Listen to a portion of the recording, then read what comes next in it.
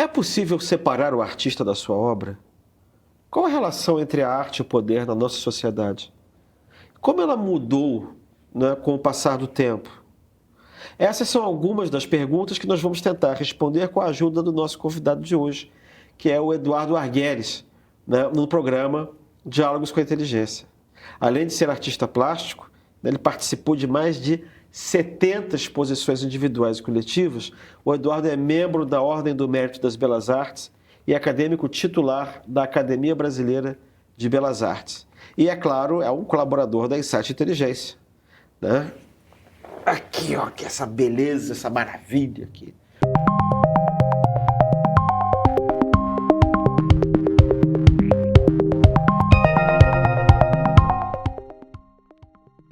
Bem-vindo, Eduardo, e bem-vindos todos que estão assistindo ou vendo este episódio. Eduardo, a gente vai falar de arte, né? A gente está falando de arte. Você é artista plástico, crítico, historiador da arte. Trouxe de presente para mim, me dei bem, esse livro aqui. Arte, Anti-Arte e Pós-Modernidade. Uma visão crítica, histórica e política da arte moderna. O Eduardo Arguelles publicou esse livro pela Autobiografia há 4 anos, né? 2020. Autografia. Desculpa. Aqui, eu tenho que tirar o óculos para ler, porque eu sou míope. Que ela é autobiográfica. Não, né? É autografia. É. Desculpa. Em 2021, então.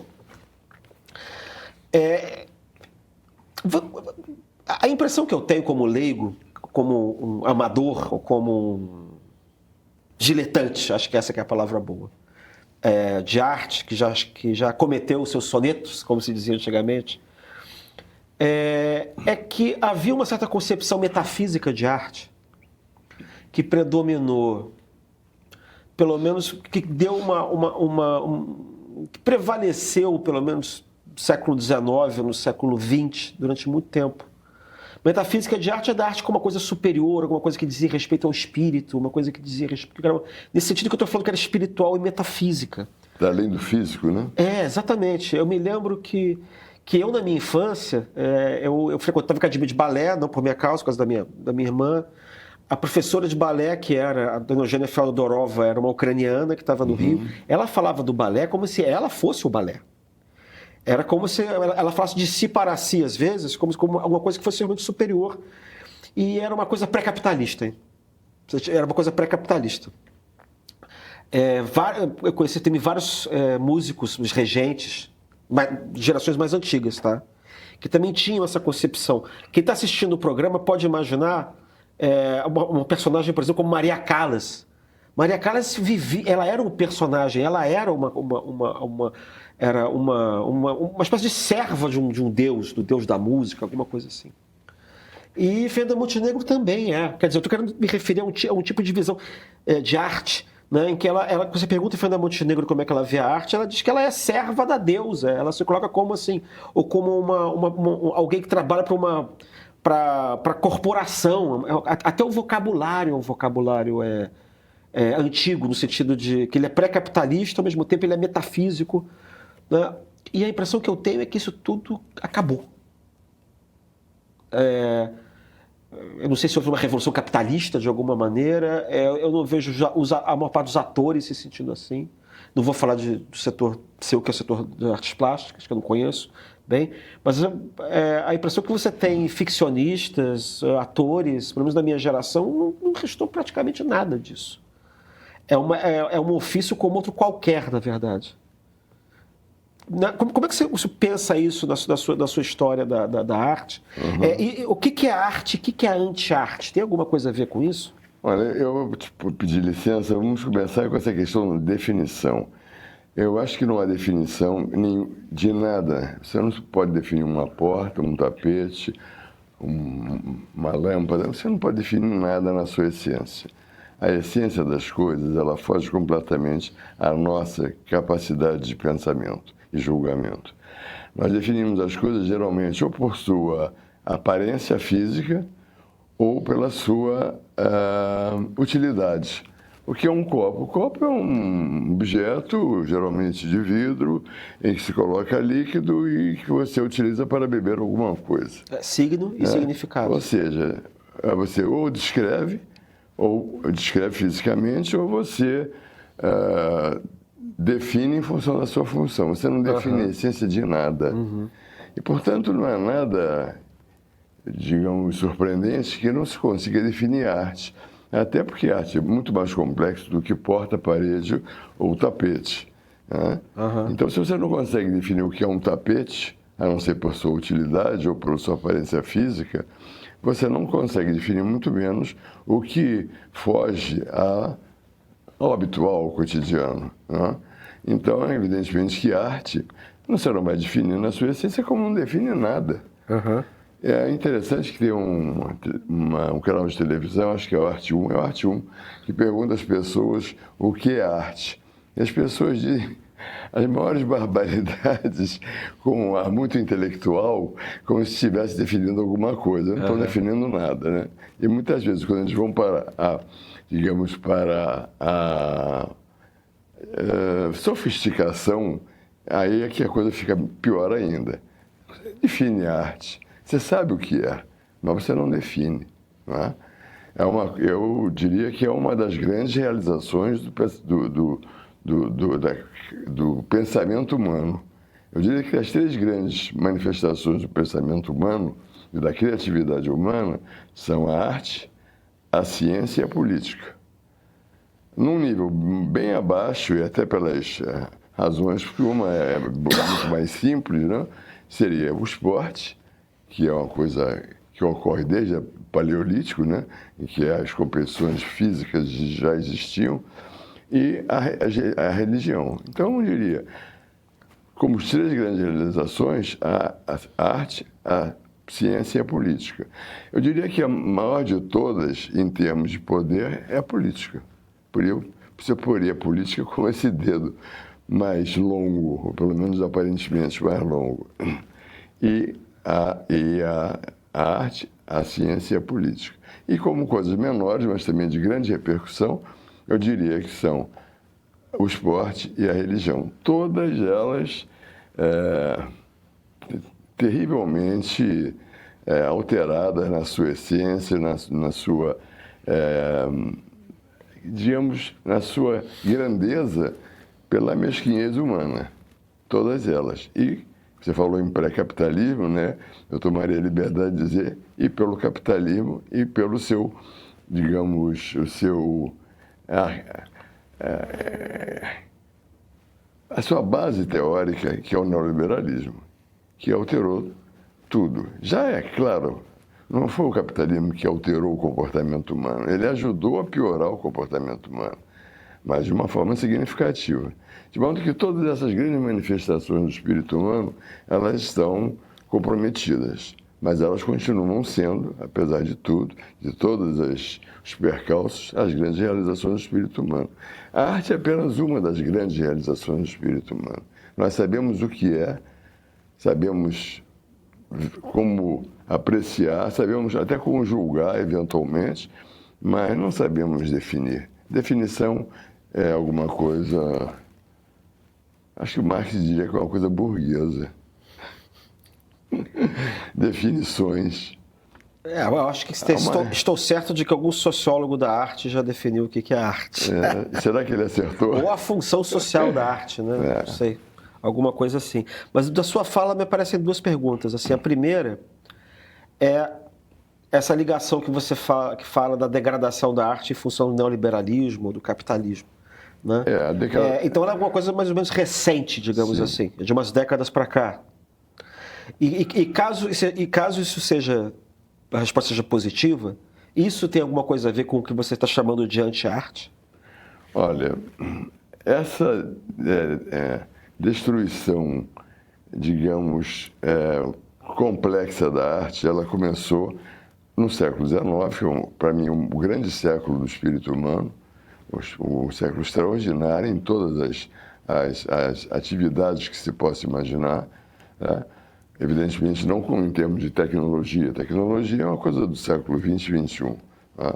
Mas eu estou falando de grandes realizações do espírito humano e não da tecnologia que o homem pode, digamos, engendrar a partir de, enfim, de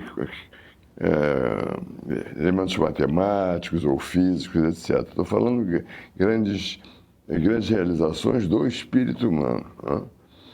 Eu acho que o século XIX foi o grande século do envolvimento do espírito humano com todas as artes e com grandes realizações humanas também, inclusive as grandes revoluções que libertaram vários povos. Né? Eu tenho, para o século XIX, uma grande admiração, grandes figuras que você não vê mais. Claro que o ser humano é o ser humano desde o Paleolítico, ele tem as mesma árvore na qual estão, de um lado, todas as virtudes e, do outro lado, todas as desvirtudes, e com ele tendo a liberdade, entre aspas, de escolher. O tal do... que as igrejas tentam colocar como algo definido e definitivo, que é o livre-arbítrio, que não existe. O livre-arbítrio, ele é relativo.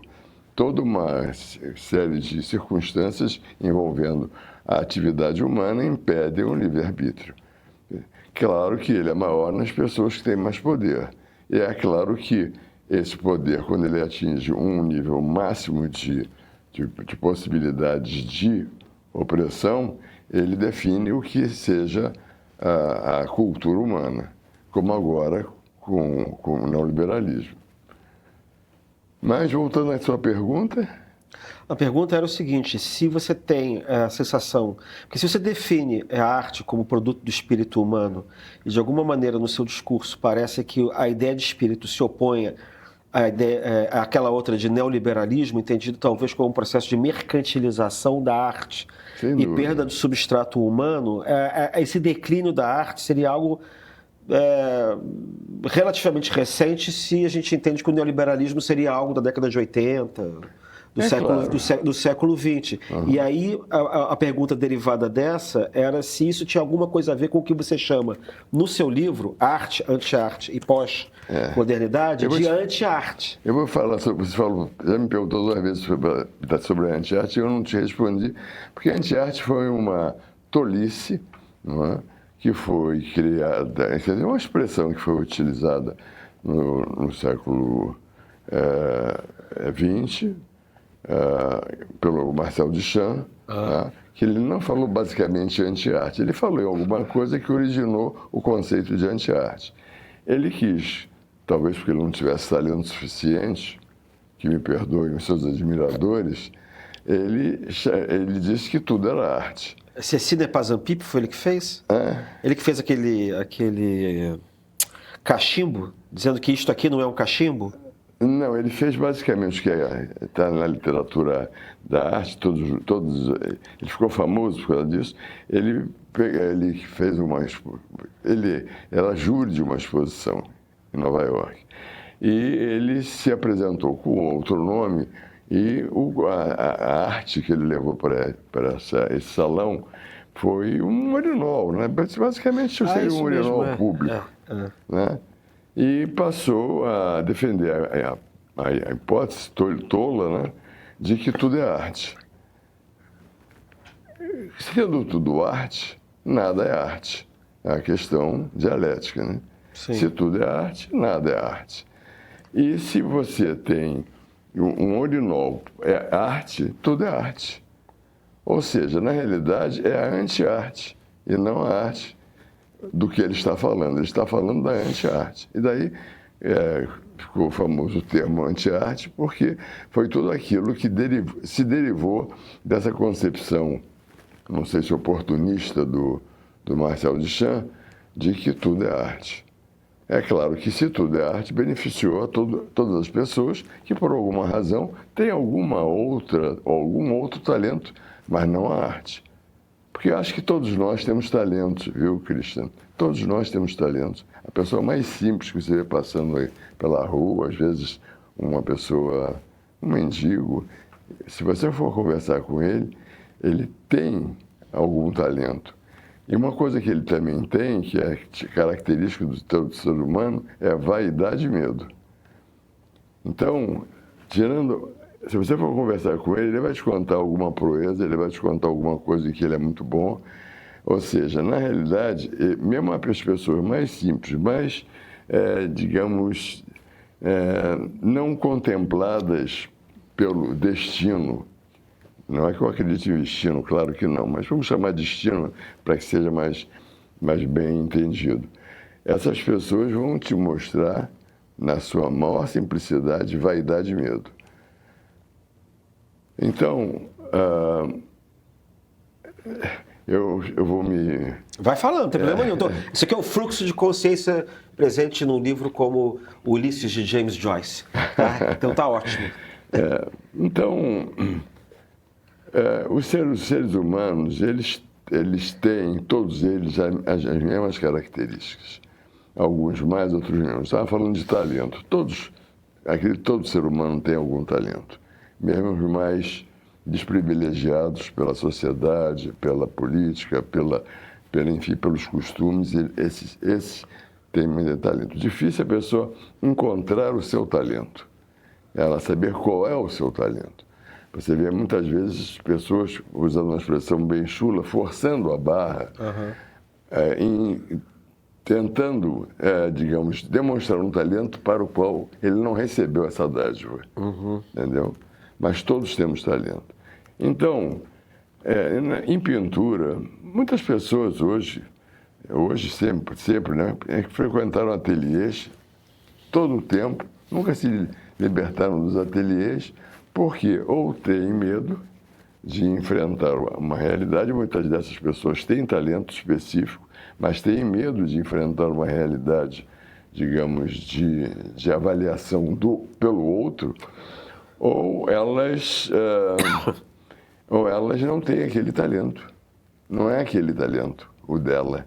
Ela errou no talento. Eu, por acaso, consegui fazer alguma coisa razoável em pintura porque eu descobri que eu tinha algum talento para isso. E descobri porque a minha irmã era extremamente talentosa e ela pintava. A sua irmã a quem você dedicou o livro. A quem eu dediquei o livro. Então, é muito difícil você encontrar o seu talento. Mas acredito que todas as pessoas tenham o seu talento. Apenas o difícil é encontrá-lo. Entendo. Agora, pessoas que não têm talento, evidentemente, tentam minimizar a sua expressão para a qual ela não está adaptada, para a qual ela não está, digamos, dadivada, se é que existe essa expressão, diminuindo digamos, as necessidades para que esse talento aflore com qualidade. O que eu sei do Duchamp é que ele é um excelente xadrista,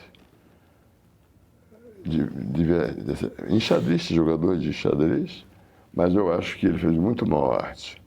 Quando ele criou essa expressão de que tudo é arte, ele deu digamos assim, ele chancelou o movimento de destruição da arte que já vinha desde antes dele, não é? Que já vinha desde o final do século XIX, não é? Mas uma destruição muito menos grotesca, grosseira, como se deu nas primeiras 2 décadas do século XX. Quem foram esses pioneiros da destruição da arte?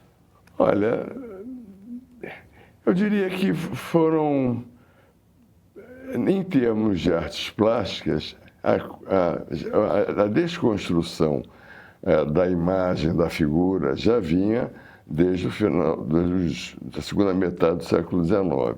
A desconstrução da figura. O expressionismo foi a primeira manifestação de desconstrução da figura. Mas o expressionismo, ele desconstruía a figura de uma forma positiva, porque ele ampliava as características da figura mais expressivas. Por exemplo, quando você vê, já claro, no século XX, Sim, bem posterior, você vê um homem do campo de Portinari, aquele célebre homem do plantador do café, ele tem mãos e pés enormes. Por quê? Porque aquilo ali, as mãos e os pés foram deformadas pelo trabalho dele. A expressividade do quadro está justamente em mostrar, né, o conteúdo do quadro através da imagem. Ou seja, é uma denúncia da exploração. Denúncia da exploração, exatamente. Então, as primeiras manifestações de alteração da arte, que foi dita de uma forma, a meu ver, equivocada, como acadêmica, né, com o objetivo de diminuir a qualidade da arte que veio antes do século XX, quer dizer, a arte desconstrutiva, esse termo acadêmico, que serve como um termo pejorativo, né, na realidade ele exigia dos artistas qualidades formais, qualidades técnicas, e que se expressavam na qualidade do trabalho realizado por ele. Transparência, perspectiva, desenho, luminosidade, uma série de características, digamos, objetivas da arte dita acadêmico, que estava difícil se chegasse a algo superior àquilo, já que ela tinha atingido o seu clímax, o seu máximo. Então, quando alguma coisa atinge o seu máximo, para ela continuar existindo, talvez seja necessário você voltar ao primitivo, ao que está muito abaixo daquilo que já existe, para que você possa ser visto. Então, o que aconteceu foi que no final do século XIX, apareceram as primeiras manifestações expressionistas, não só nas artes plásticas, como também na literatura, enfim, nas artes em geral, mas de uma forma muito sutil e ainda com bastante qualidade. No início do século XX, que foi um momento em que realmente os artistas tiveram maior liberdade, porque até o final do século XIX, quer dizer, já com, digamos, uma certa liberdade, o artista estava vinculado a pedidos, solicitações que vinham ou da aristocracia, né, ou da igreja. Então, quando a aristocracia e a igreja pararam de fazer encomendas, o artista, muito habilidoso e muito técnico, mas também muito talentoso, ele teve liberdade. Isso começou, na realidade, não foi no final do século XIX, começou desde o romantismo. No início do século XIX, já existia uma certa liberdade de criação. Os românticos, os realistas e os naturalistas trabalharam com muita liberdade, porque não tinham as encomendas que vinham da aristocracia e da igreja. Sim, eles passam a ter uma relação com o público dessa sociedade civil que aparece depois das revoluções, que a gente também conhece como burguesia. Né? Sei lá, os músicos que tocavam para a aristocracia podem agora oferecer concertos públicos, recitais públicos, viver de bilheteria, né? Certo, sem dúvida. A monarquia, a aristocracia foi substituída pela burguesia, mas a burguesia não tinha o mesmo poder da aristocracia e muito menos da monarquia, né? Então, esse processo em que a burguesia foi se assenhorando do poder, né? Esse processo foi um processo lento, que veio em alguns países desde o século XVI, já como na Holanda, por exemplo, a burguesia já tinha poder desde o século XVI. Na Itália, no Renascimento, a burguesia já tinha muito poder, mas esse poder ainda conflitava com o poder monárquico, poder aristocrático. No século XIX, com digamos, a falência da aristocracia e da monarquia e com a diminuição do poder clerical, a burguesia foi tomando digamos, uma posição muito mais de poder. Mas esse poder não se manifestou de uma forma tão absurdamente dramática como existia anteriormente. De modo que isso deu um certo espaço ao artista dele poder fazer o que ele queria fazer, o que ele gostaria de fazer. Então, já os românticos já tiveram alguma liberdade de fazer, lá no início do século XIX. Os realistas também, até lutaram politicamente contra o status quo. E os naturalistas, a mesma coisa. No início do século XX, esse processo de liberdade estava muito, digamos, no auge. E havia ali no clima principalmente da Belle Époque, né? Havia uma atmosfera para a criação. Então foram criadas coisas que seriam consideradas naturalmente exóticas, interessantes ou curiosas e que não teriam naturalmente, digamos, vida longa. Tá? Foram criados alguns movimentos que, como disse o Marcel Duchamp, eram movimentos anti-artísticos. Era a negação da arte. Por quê? Aqueles, sobretudo depois da Primeira Guerra Mundial? Exatamente. Dadaísmo. Começou antes. Né? Uhum. Você tem o expressionismo em 1905, o Manifesto Expressionista. Você tem o... Dadaísmo, surrealismo? Não, o dadaísmo vem depois. Sim, né? mas esses são as manifestações que você julga? Uhum. Primeiro foi o expressionismo, veio a abolição por inteiro da figura como nós observamos no cotidiano, quer dizer, a ausência da manifestação da figura como nós entendemos a figura, que é o abstracionismo, que depois se dividiu, o abstracionismo em que a figura estava completamente fora da ideia do artista, e o abstracionismo em que havia uma figura, mas uma figura geométrica. Uhum. Tanto que você tem E é isso que dá no cubismo? O abstracionismo. Que depois isso dá no cubismo? Isso em torno de 1907. Depois, por aí, quer dizer antes. Então, depois você tem algumas coisas curiosas que realmente saíram completamente do foco, né? Como o futurismo, né? E outras manifestações. Até porque o abstracionismo teve várias manifestações de abstração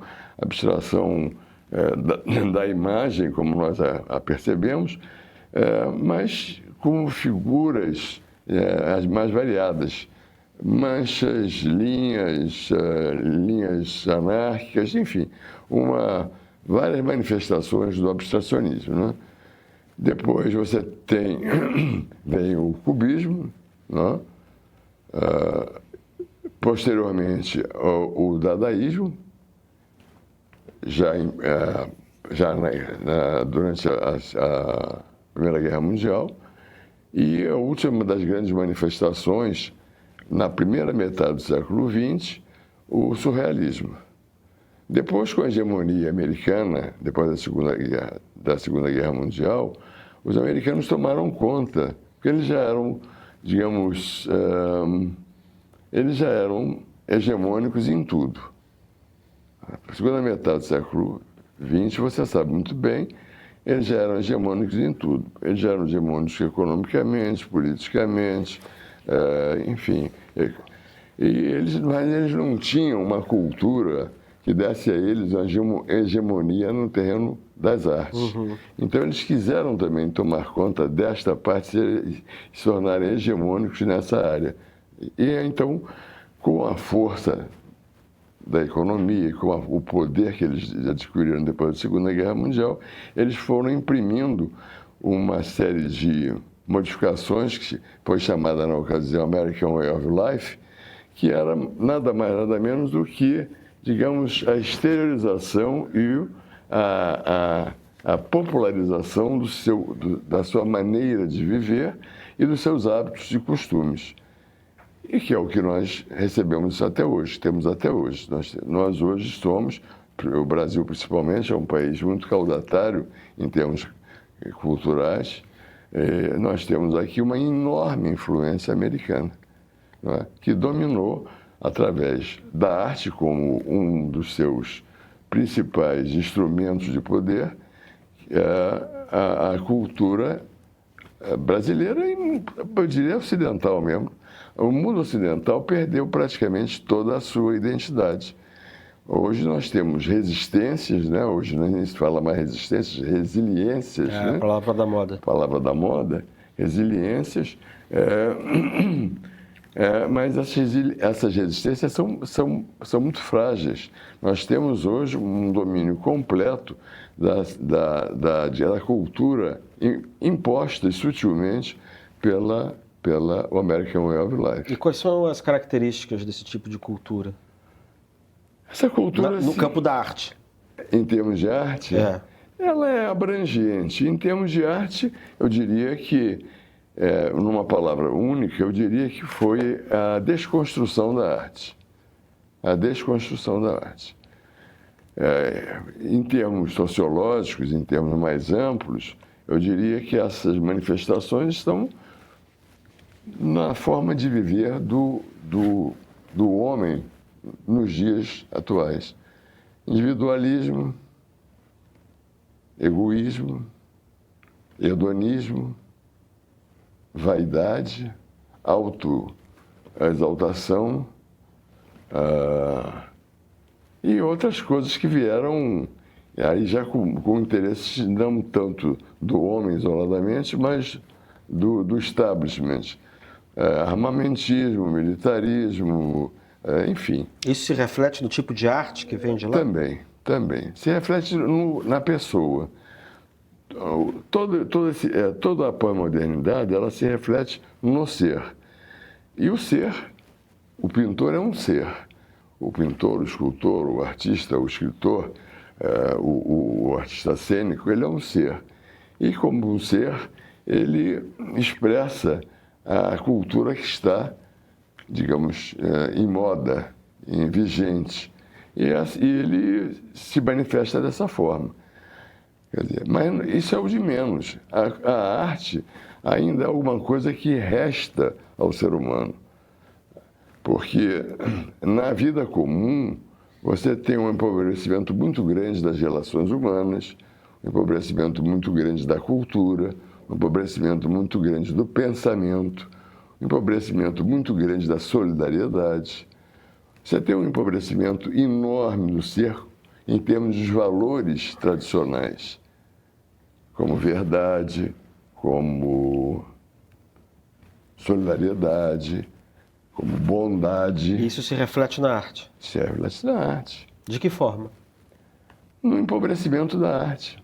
Porque enquanto o ser humano se empobrece enquanto ser humano, ele se empobrece, o artista se empobrece enquanto a arte é uma expressão. Mas você pode dar exemplos artista. assim? Você pode dar exemplos de arte ou de anti-arte, quer dizer, de arte decaída, de arte empobrecida? Todos esses movimentos do início do século XX, e que seriam algo exótico, algo, digamos, curioso, algo que mereceria entrar na história da arte como alguma coisa também criativa, mas que não teria uma grande permanência. Todos esses movimentos, eles diminuíram as necessidades objetivas do processo artístico. Todos esses movimentos, principalmente nas artes plásticas, que são, digamos assim, a vanguarda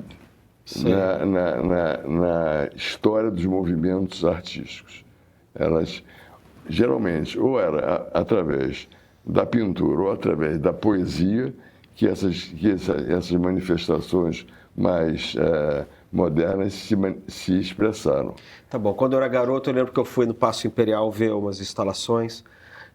Aí no Paço havia uma espécie de um monte de areia, assim, e no alto tinha um ovo. Era uma instalação. Me lembro que fui numa outra instalação que era uma exposição de vibradores, enfim, pênis, em diversas situações diferentes. O ponto alto da exposição era um oratório, no qual você abria, em vez de ver o santo, estava lá o pênis também com uns... Não sei se aqueles eram uns pregos ou era purpurina. Né? Hã? Arte conceitual.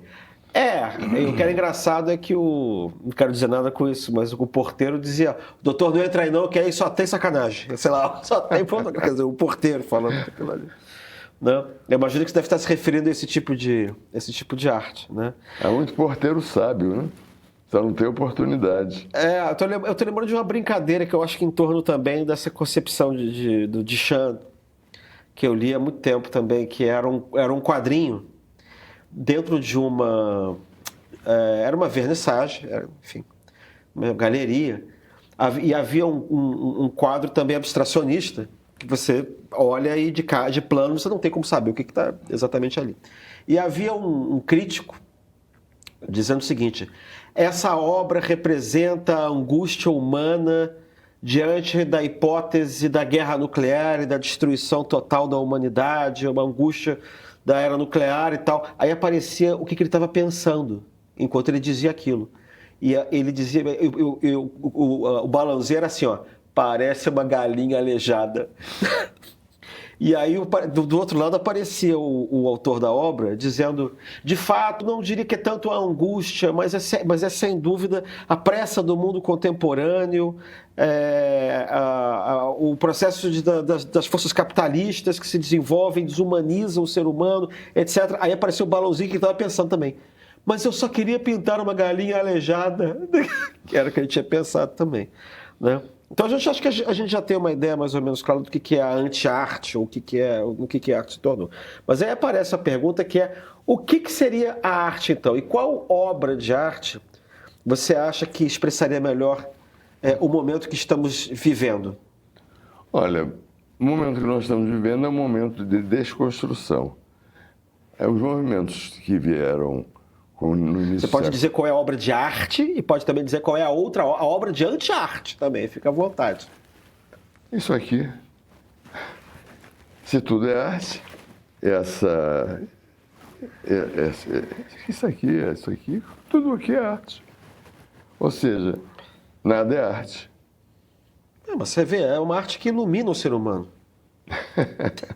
Bom, arte conceitual. Se isso é a anti-arte, o que seria arte? Tudo bem, o artista conceitual, ele dá mais valor ao conceito, né? Então ele poderia escrever sobre isso, mas não ele poderia até escrever de uma forma brilhante, até artística sobre isso, mas ele não seria o artista plástico, ele seria um artista literário. Um crítico. Eu diria que as artes seriam artes plásticas, literárias, cênicas e... Está faltando uma? São 4, né? Artes plásticas, cênicas, literárias... Não, tem cinematográfico. Não, as cênicas são... Sim, claro, cinema, teatro, é isso tá aí, né? Está faltando uma, daqui a pouco a gente lembra. São 4 tipos de arte, né? Que a gente tem um hábito por hábito classificar assim, né? Olha, tem uma questão muito comum hoje, que é a seguinte: é possível separar o artista da obra? Essa coisa do sujeito, quem é o sujeito, o que é a obra? Ou você acha, tem uma discussão enorme desse negócio, de discussão, aliás, pós-moderna, Foucault, etc. Ou você acha que os dois estão intimamente conectados?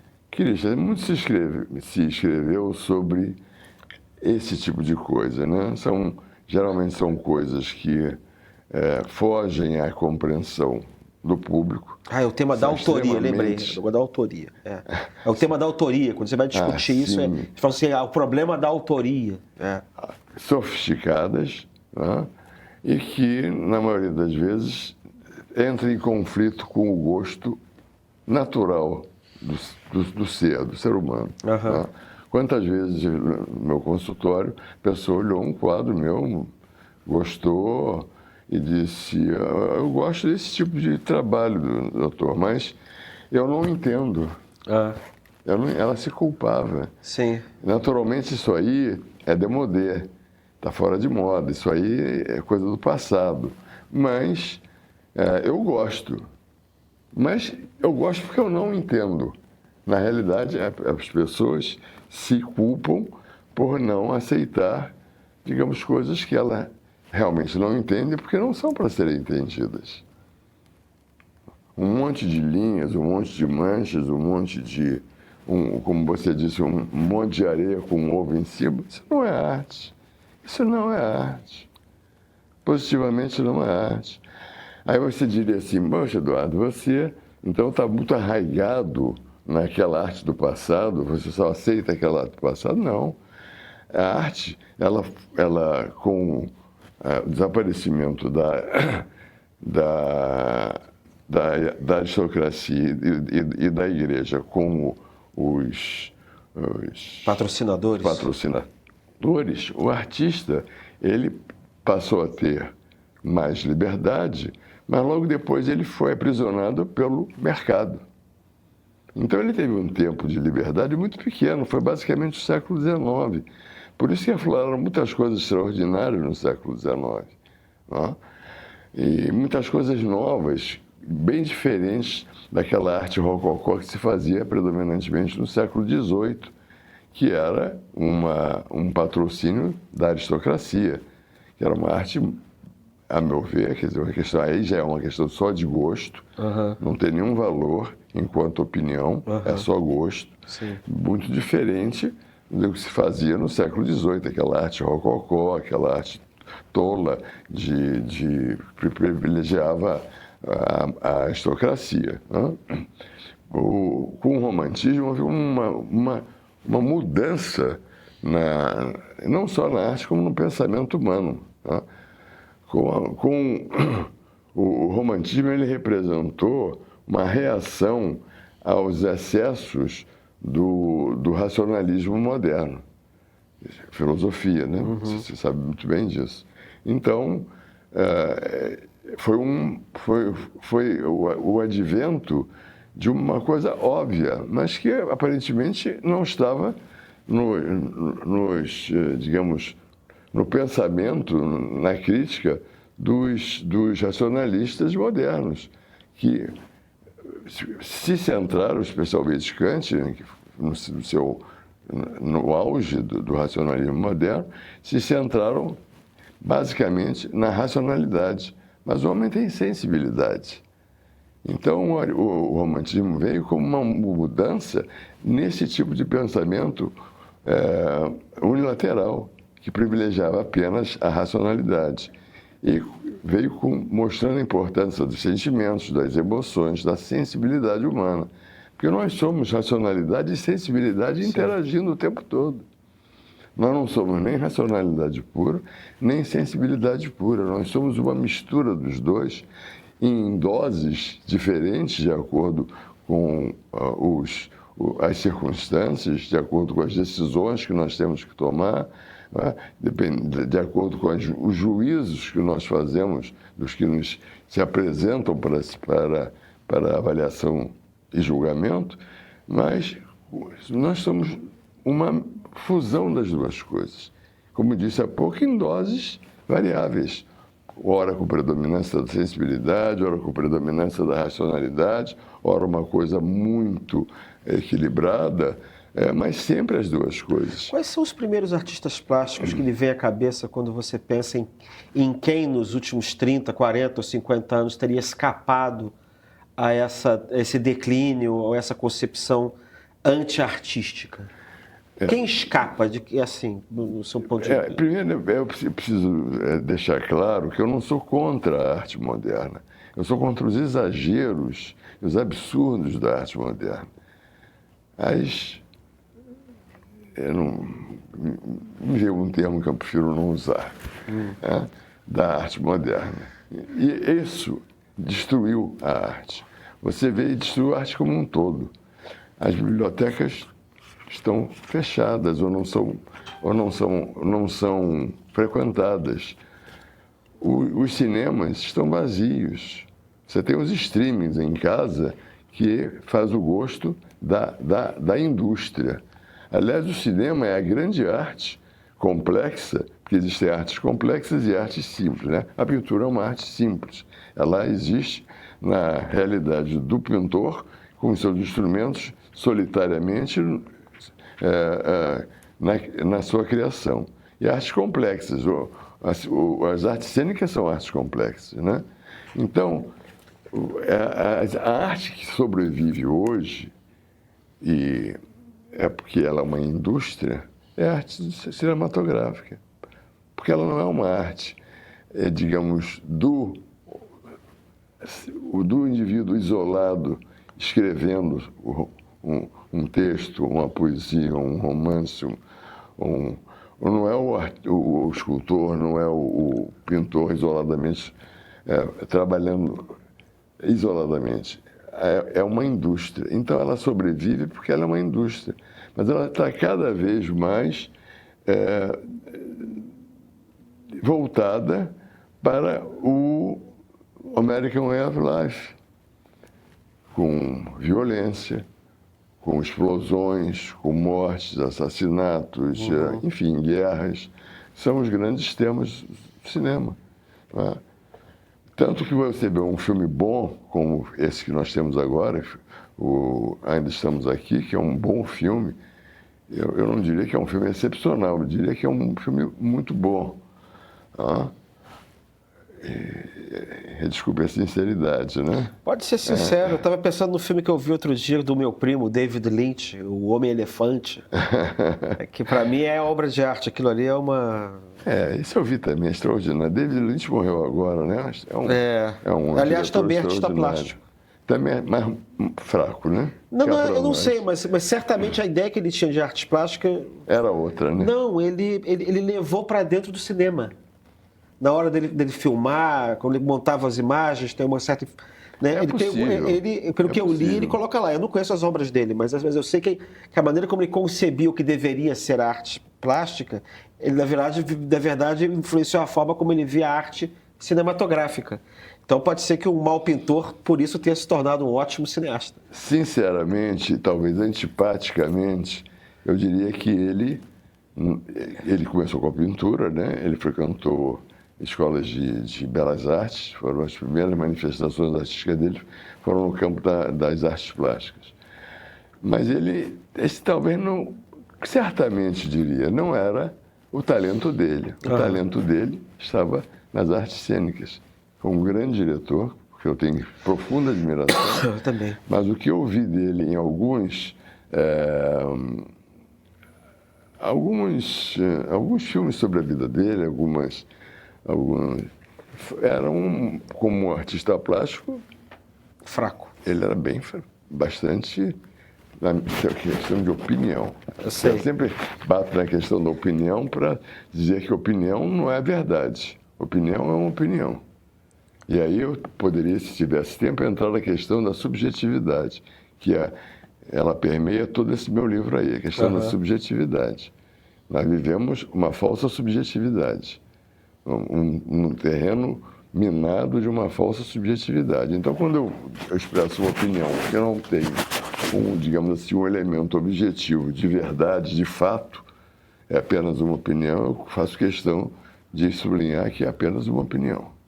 Sim, não tem qualificação técnica. Não é que não tem qualificação, é porque... Conhecimento técnico, até experiência. Teria, na minha avaliação, digamos, técnica da pintura do Lynch, era uma pintura fraca. Não, eu digo, eu estou abstraindo aqui agora, assim, que essa questão de que falta conhecimento técnico, falta experiência, falta dedicação, e a gente está no reino da opinião. É a minha opinião, não é? As pessoas enchem o peito e falam, é a minha opinião, mas não é a opinião dele, eles estão enganados. É a opinião de quem manipula a opinião dele. Ele está expressando a opinião do outro. É aí que entra a questão do conhecimento e pensamento. É uma questão muito interessante. Conhecimento, pensamento e memória. Eu escrevo sobre isso aí neste livro. O conhecimento vem do outro. O conhecimento não é meu. O conhecimento vem do outro. Eu, por exemplo, não conhecia esse estúdio. Estou conhecendo esse estúdio. Eu não conhecia esta luminária. É uma obra de arte, concorda? Não deixa de ser, né? Tanto quanto primária, mas uma obra de arte. Muito bem. Eu conheço o que me é trazido pelo outro. O outro é o ambiente em que eu penetro, é o livro que eu leio, é a televisão que eu vejo, enfim, é o que vem do outro. O conhecimento não é meu, o conhecimento ele chega a mim através do outro. Uhum. Se eu faço embutir esse conhecimento sem analisar criticamente esse conhecimento e acho que ele é meu, ele não é meu. A minha subjetividade, quando eu expresso a minha opinião sem avaliar o que me veio do outro, que eu embuti automaticamente, eu não estou dando a minha opinião, eu estou dando a opinião do outro.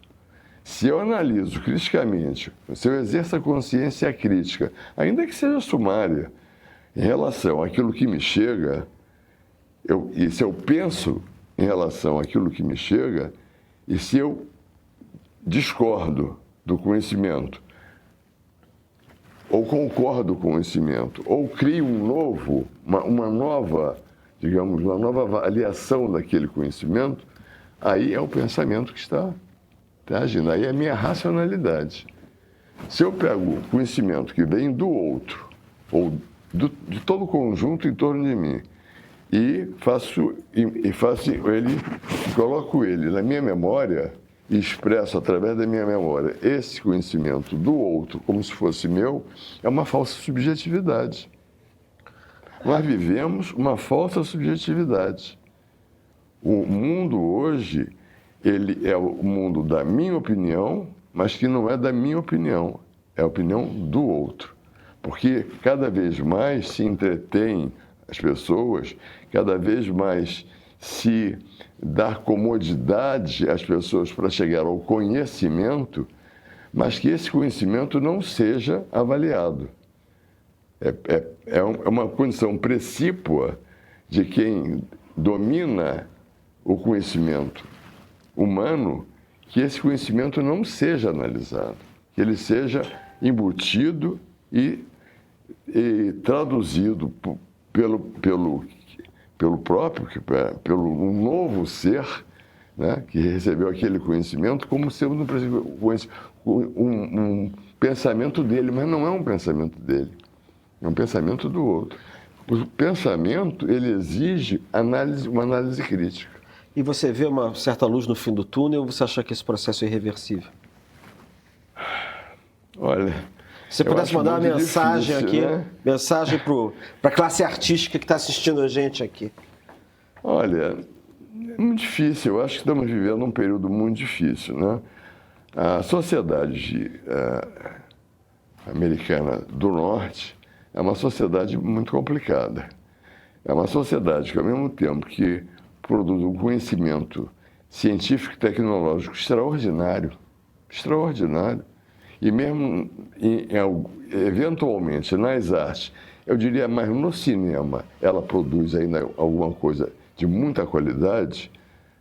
Ela, como sociedade, em termos, digamos, de povo, em termos de massa, é uma sociedade bastante em desacordo com esse extraordinário desenvolvimento que ela produziu na comodidade humana, né, em todas as suas formas de comodidade, através do processo tecnológico, principalmente, e da sua divulgação pelas mídias. É uma sociedade, a meu ver, bastante primária. Não fosse primária, não elegeriam as pessoas que elegem. Não é verdade? Bom, agora eu não posso... Quem sou eu para contradizê-lo? Quem sou eu para contradizê-lo, né? Não, mas... Também. Não elegeria quem elege. E aqui, infelizmente, a nossa sociedade, se fosse uma sociedade que pensasse mais e não tivesse a ilusão de conhecimento como uma subjetividade própria, mas sim uma subjetividade que não desliga, está 24 horas no ar, se ela tivesse essa noção de que a sua subjetividade não é dela e pensasse mais, não elegeria quem elegeu, né? A gente não chegou...